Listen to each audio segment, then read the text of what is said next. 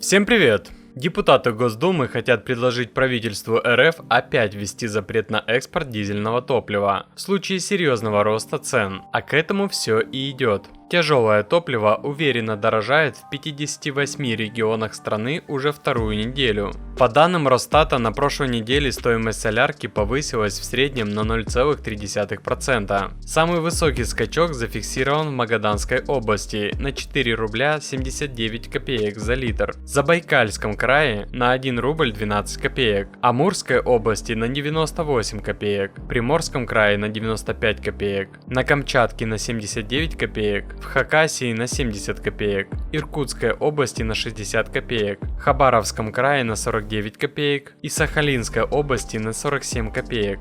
В Москве, согласно данным Росстата, прирост цены составил 6 копеек, а по данным Московской топливной ассоциации на 14 копеек. И только за последние 3 дня прайсы на дизтопливо выросли на 0,1%. Основной причиной эксперты называют рост цен на бирже. Правительство сняло запрет на экспорт дизельного топлива, которое дорожает на мировых рынках. Поэтому компаниям выгодно экспортировать продукцию за рубеж. Разумеется, на внутреннем рынке горючка дорожает. Это станет темой для обсуждения на круглом столе в Госдуме на следующей неделе. Комитет по энергетике намерен поставить вопрос о возвращении запрета на экспорт. Я считаю, что нужно реагировать немедленно, а то пока Дума будет обсуждать проблему, принимать какое-то решение, цена подскачет рублей на 5, а где и больше. Потом начнут что-то решать, цены копеек на 40 упадут, а потом все по новой. Но инфляция все равно 7%. А вы знали, что на Автоспот можно найти не только лучшее предложение по стоимости ТО, но и посмотреть рейтинг сервиса и отзывы реальных клиентов?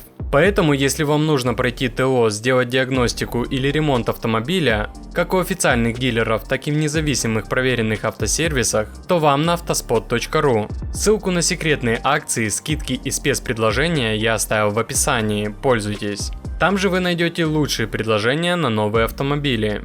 А вот где хитрые водители находят самое дешевое и качественное топливо? На самой известной доске объявлений нашлось весьма любопытное предложение. Заправляя свой легковой автомобиль вашим дизельным топливом. Цена 40 рублей за литр. Объем пару раз в месяц по 150 литров. И последнее условие: с пистолета на АЗС, а не из канистры. Это где же вы, уважаемый, рассчитываете такого умника найти, который позволит заправляться на 30% дешевле рынка? На первый взгляд бред, но на деле нет, отклики будут. Солярку сливали во все времена, но если раньше это были автобусные да таксомоторные парки с грязными канистрами, из которых под покровом ночи перебрасывали горючее в бензобаки подъезжающих автомобилей, то сейчас процесс выглядит совсем иначе. У водителей давно появились топливные карты. С ними они, как и все остальные, приезжают на самые популярные заправки и в порядке общей очереди заправляют рабочие машины. Деньги на руки никто не дает,